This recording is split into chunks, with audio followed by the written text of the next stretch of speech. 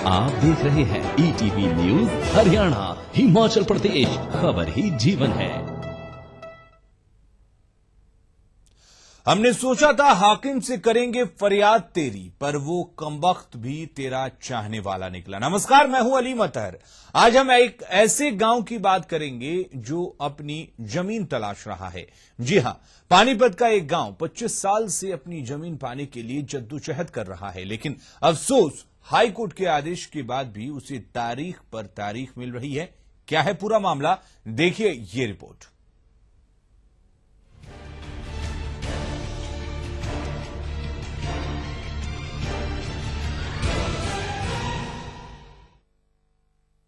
हमने सोचा था हाकिम से करेंगे फरियाद तेरी, पर वो कमबख्त भी तेरा चाहने वाला निकला। एक गांव, पानीपत का एक गांव 25 बरस से अपनी जमीन पाने के लिए संघर्ष कर रहा है, लेकिन अफसोस की बात यह है कि हाई कोर्ट के आदेश के बावजूद भी उसे तारीख पर तारीख मिल रही है। डर से मत डरो, डर के आगे जीत है। जी हाँ, कंपनी ने यही सोचा कि एक बार कानून, कायदों और नियमों का डर खत्म हुआ तो जीत निश्चित है।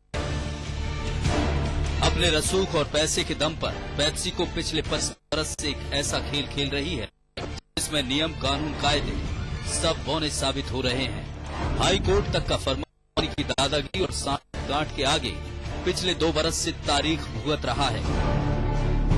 अंतर्राष्ट्रीय मानकों पर खरे उतरने का दावा करने वाली कंपनी एक गांव के साथ क्या अन्याय कर रही है, आप जानेंगे तो हैरान रह जाएंगे। किस तरह से गांव पर पिछले 25 बरस से कंपनी पैसे और पहुंच की लाठी से उसकी कमर तोड़ रही है, आप जानेंगे तो आपके पैरों तले जमीन खिसक जाएगी। किस तरह से कंपनी नियमों को ताक पर रखकर गांव की जमीन के पानी का इस्तेमाल कर अरबों कमा रही है, लेकिन गांव वाले केवल इंसाफ के लिए दर दर की ठोकरें खा रहे हैं। 25 बरस से शासन, प्रशासन और अदालत तक में गुहार लगाने के बाद भी गांव को न्याय का इंतजार है। 25 साल हुए हमारी जमीन पर कब्जा कर रहे हैं। गांव के बच्चों को ना रोजगार दे रहे, ना हमारी जमीन छोड़ रहे। इस पर केस भी कर लिया हमने, केस में हम जीत भी गए हैं गांव वाले। हमारा तो वो भी तो वाटर लेवल नीचे चला गया। अब नजायज इस्तेमाल नाला भरिया चल पानी का, सारा पानी खराब कर रहा है। कर देनी और कोर्ट में और जीत गए, फिर बड़कन भी मिला। हमारे गांव की तो जमीन दाब रखी और पानी भी सारा सूंत लिया।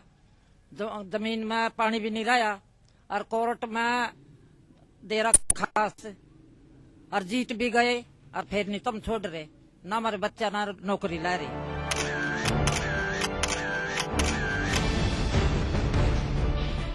सुना आपने गांव वालों की इस पीड़ा और बेबसी को, जो ब्रिटिश राज की याद दिला रही है।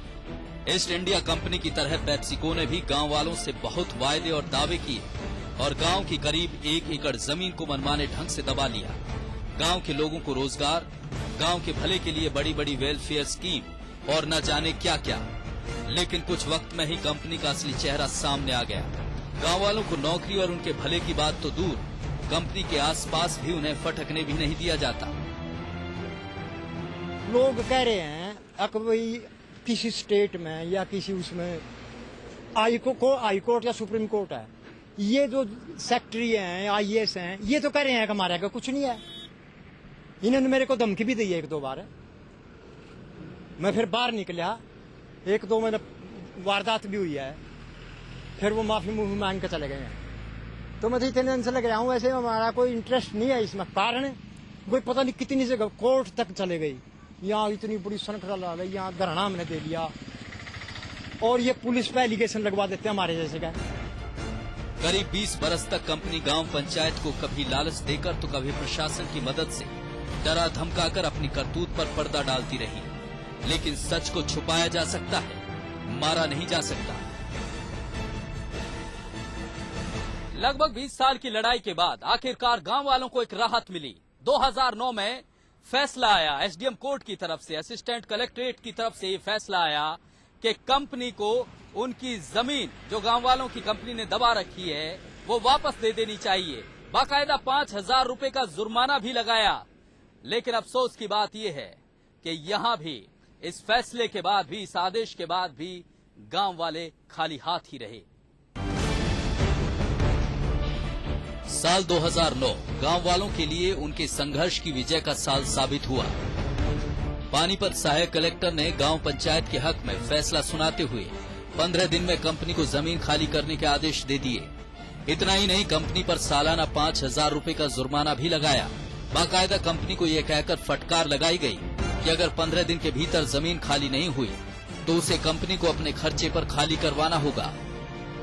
ग्राम पंचायत का जो रास्ता है, जो इस पेप्सिको ने कब्जा कर रखा था, इसके खिलाफ ग्राम पंचायत ने बेदखली के लिए एप्लीकेशन दायर की थी under section 7 class 2 PVCL act, जिस पर AC फर्स्ट ग्रेड ने 3/3/2009 को इजेक्टमेंट ऑर्डर पास कर दिए थे।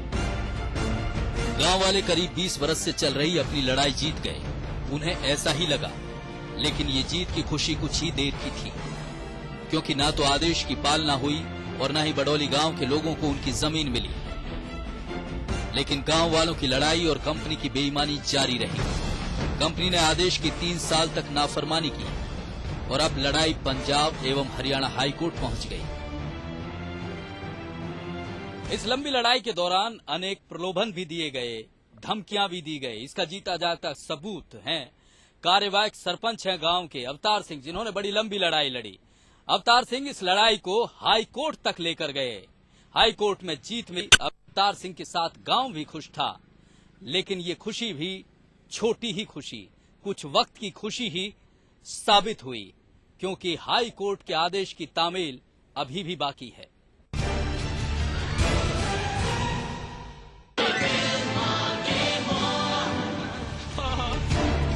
ये दिल मांगे मोर, जी हां, जिस कंपनी की सोच और नीति ही मनमाने तरीके से ज्यादा हासिल करने की हो, वो भला पानीपत सहायक कलेक्टर के आदेश को कहां मानने वाली थी। आदेश फाइलों में धूल चाटता रहा। कंपनी की मनमानी पर कोई लगाम न लग सकी। पर बात फिर वही कि सच्चाई को छुपाया तो जा सकता है, लेकिन उसका गला नहीं घोटा जा सकता है। 2010 में चुने गए गांव के युवा सरपंच ने कंपनी की मनमानी और दबंगई के खिलाफ जंग नए सिरे से छेड़ दी। जाहिर सी बात है, कंपनी को ये नागवार गुजरा। सरपंच को कंपनी की तरफ से रिश्तेदारों को नौकरी देने के लालच से लेकर कैश तक ऑफर किया गया, लेकिन जब कंपनी की दाम वाली नीति नहीं चली तो उसने दंड नीति अपना ली। इसमें जितनी बार धमकी कंपनी वाले धमकियां देते रहते कि हमारी पहुंच बहुत ऊपर तक है, हम आपको ये करवा देंगे, हम आपको वो करवा देंगे, धमकियां हमारे को मिलती रही है। हमने जिला प्रशासन को भी अवगत कराया है कि भाई कंपनी द्वारा हमारे को ऐसी धमकी दी जाती है। हर बार जिला प्रशासन ने इसको दबाने की कोशिश की है। अवतार सिंह ने इस लड़ाई को जारी रखने का फैसला किया। गांव के इस युवा सरपंच ने कंपनी का असली चेहरा दुनिया के सामने लाने की ठानी। 3 साल तक सहायक कलेक्टर के आदेश को टालने वाली कंपनी को मजबूरन 2012 में हाईकोर्ट जाना पड़ा। हाईकोर्ट से कंपनी को कोई राहत नहीं मिली। अदालत ने डीसी पानीपत को 2 महीने के भीतर मामले का निपटारा कर सूचित करने के निर्देश दिए। यानी कि प्रशासन ने उपायुक्त पानीपत को जुलाई 2013 के 2 महीने बाद सुलझाकर अदालत को सूचित करने का आदेश दिया था। पेप्सिको वाले हाई कोर्ट गए। हाई कोर्ट में जाके उन्होंने जो एसी फर्स्ट ग्रेड का ऑर्डर था इजेक्टमेंट का, उसको क्वैश करने के लिए कहा था।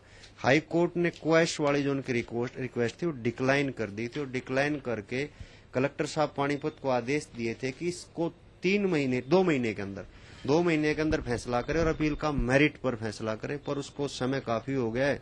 जो फैसला ये 8/5/2013 का है ऑनरेबल हाई कोर्ट चंडीगढ़ का, इसलिए अब ये कंटेम्प्ट ही हो रही है, डिले हो रहा है। 2 साल से ऊपर का वक्त गुजर गया, लेकिन मामले का निपटारा नहीं हो सका।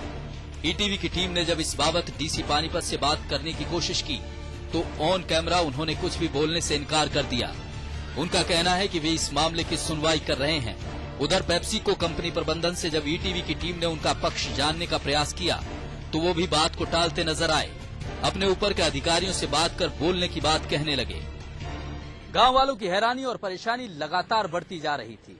2013 में ऐसे लगा था कि उनके संघर्ष का जो सिलसिला है वो खत्म हो जाए, लेकिन समय किसी को नहीं आया कि आखिर प्रशासन को जब 2 महीने के भीतर मामले को सुलझाने की निर्देश जारी किए जा चुके हैं हाई कोर्ट के द्वारा, तो आखिर ऐसा क्या है, ऐसी क्या बात हो गई है कि हाई कोर्ट के आदेशों को भी ताक पर रखा जा रहा है। प्रशासन की मंशा पर सवाल उठने लाजिमी थे।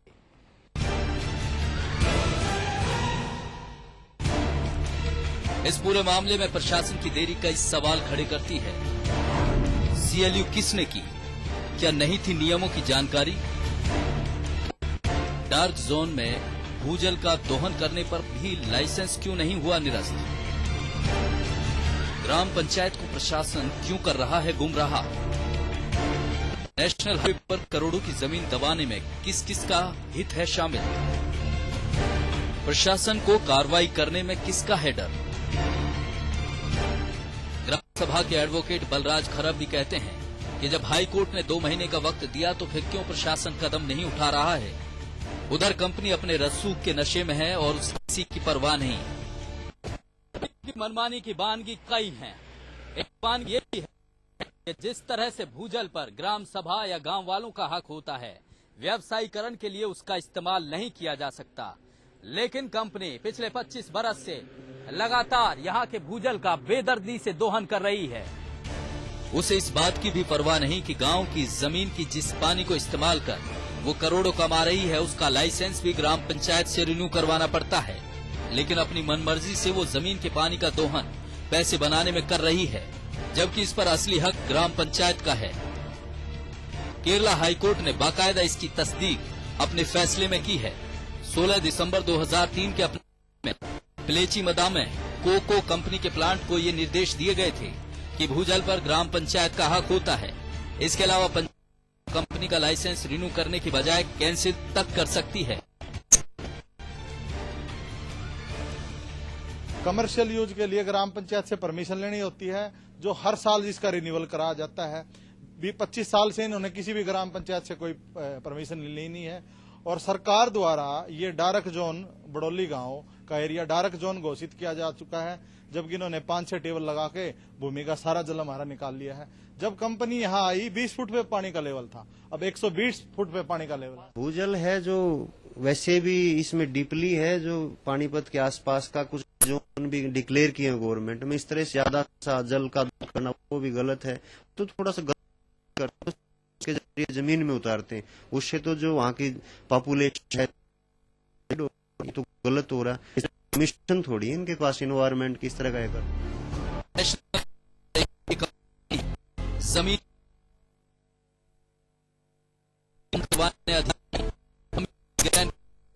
ये तक भूल गए, गांव की जमीन लौटानी पड़ी तो कंपनी के 6 हिस्से हो जाएंगे। गांव वालों की लड़ाई अभी भी जारी है। अपने विधायक से लेकर सीएम विंडो तक वो लगातार इंसाफ की मांग कर रहे हैं। इसकी आदत है और वो ताश के ही पकड़ते हैं जुआरी उंगलियां। जी हाँ, ये बात सटीक बैठती है।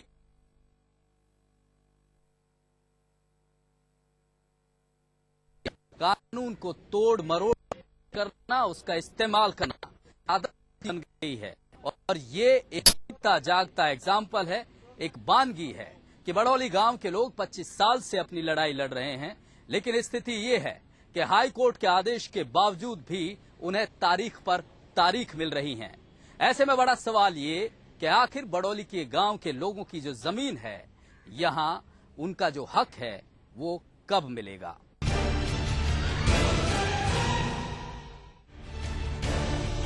कंपनी का संचालन फिलहाल वरुण बेवरेजेस के हाथों में है। बताया जा रहा है कि करीब 6 महीने पहले पेप्सिको ने इसे वरुण बेवरेजेस को दे दिया।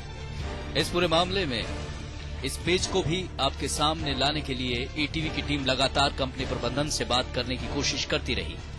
आखिरकार कोशिश रंग लाई। टीम के पास Varun beverages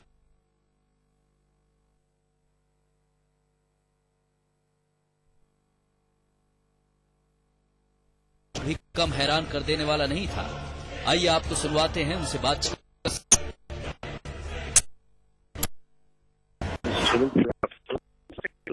My colleague Ganesh, I am the group head for the Varun Beverages. Okay.